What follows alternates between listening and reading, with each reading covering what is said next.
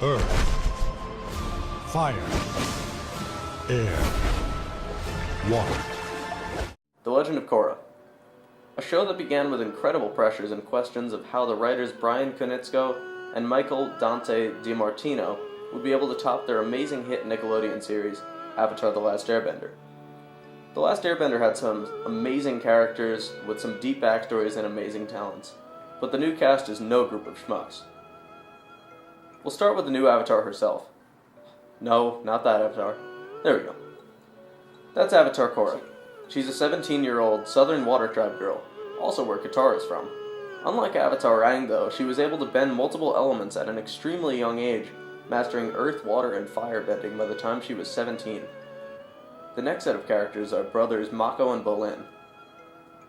Their mother was from the Fire Nation and their father was from the Earth Kingdom, but they were both tragically killed in a mugging when Mako and Bolin were very young. Mako now wears the same scarf which his father used to always wear.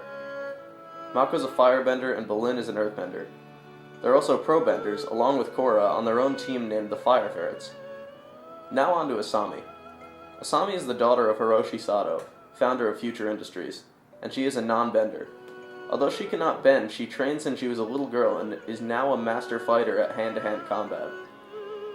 There's so many amazing characters that I'd love to go in depth on, such as my two personal favorites, Master Tenzin, who's Aang's son, and Varric. But for the sake of time, I'd like to move on. Next up is a basic detailing of how the fans and I responded to the individual seasons of Korra. We begin with Book 1, Air. It received very mixed reviews. Some people loved it and thought it was a great new and innovative take on the Avatar world. Other people thought it was too much of a change to the world, and not enough of a change to the cast because of the similarities between the current and past characters. I personally loved the first one and couldn't wait for the second one. I'd give it a solid 8.5 out of 10. Now on to Book 2, Spirits. To this day, I still have very mixed feelings for this book. There are some great episodes like when they did the Avatar Origin episode with Avatar 1, but I just didn't like the villain of Unalaq. Overall, I'll give it a 6.5 out of 10. Season 3, Change, was an entire new can of worms. There was, just like Season 2, a brand new villain and a whole new mess of problems that came with them. The new villain, or should I say villains, was the Order of the Red Lotus.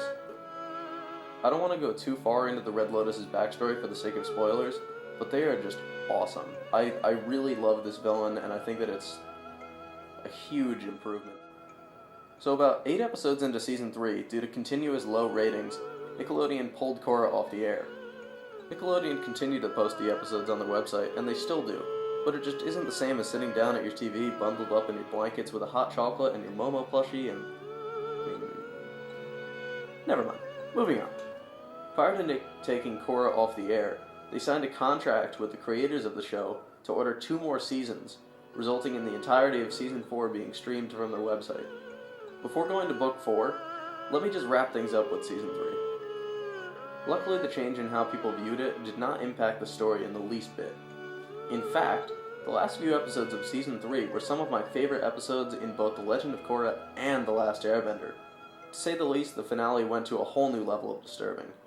Overall, in part because of an awesome and intense finale, I'll give Season 3 a solid 7.5 out of 10. Now for the current and final book, Book 4, Balance. Book 4, just like every other book, has a brand new villain, but the newest addition to the group of lemons has a bit of a different taste.